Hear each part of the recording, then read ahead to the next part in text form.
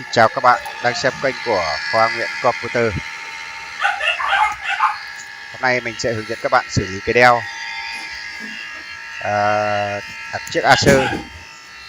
Nó đang bị lỗi, các bạn thấy tiếng quạt kêu ù ù đấy, kêu xoẹt xoẹt xoẹt xoẹt xoẹt. Đấy. Thì trường hợp như này thì chỉ có hai nguyên nhân. Thứ nhất, quạt khô dầu. Thứ hai là quạt hư. Đây, mình đã tháo chiếc quạt ra. Mọi người phải lệnh.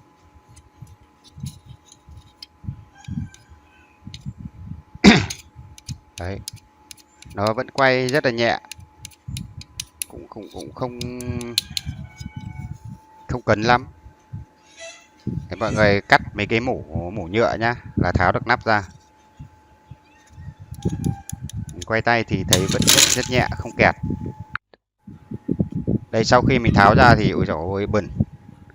Con này rất lâu chủ máy không vệ sinh, không đi vệ sinh máy, thành ra nó bẩn này. Trục cốt mình thấy khô nhá, không kẹt nhưng mà khô quang. Nó trục nó phải hơi ướt tí, nó phải hơi ướt tí thì nó mới trơn. Đây nó khô quang. Keo tản nhiệt cũng kêu cũng khô.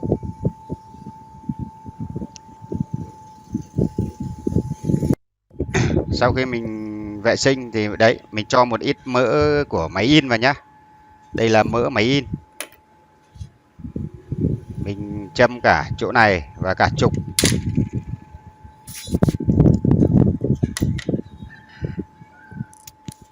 Ra có dầu máy may thì ok. Đây mình tra cả keo vào. Vậy coi như là làm vệ sinh cái tản nhiệt này luôn. Để sau khi mình làm xong thì mình lắp lại. Và mấy cái đầu này có mỏ hàn thì mọi người chỉ chấm vào cái là nó tuét cái đầu ra là nó giữ chắc được. Nhưng mà mình không tiện có mỏ hàn đây thì mình cho tí keo vào. Đấy, sau khi lắp xong, bây giờ mình sẽ bật thử cho các bạn xem nhé.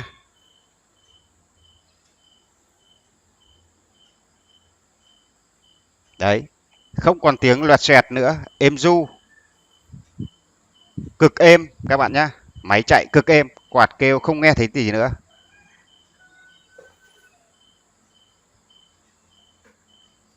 Vậy là nó chỉ bị khô dầu, chứ quạt này chưa chết.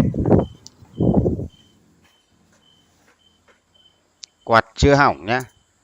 Đây, bây giờ mình sẽ quay sát điện thoại lại cho các bạn nghe.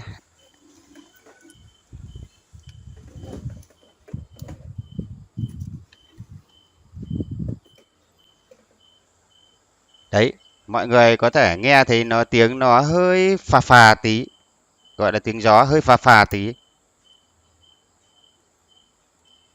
chứ không còn kêu xoẹt xoẹt như lúc đầu nữa nhé. Êm ru. Đấy, chỉ một thao tác đơn giản vậy thôi. Vì vậy các bạn nên vệ sinh máy móc, nên mang đi vệ sinh thì nó sẽ bảo đảm được hơn. Xin chào và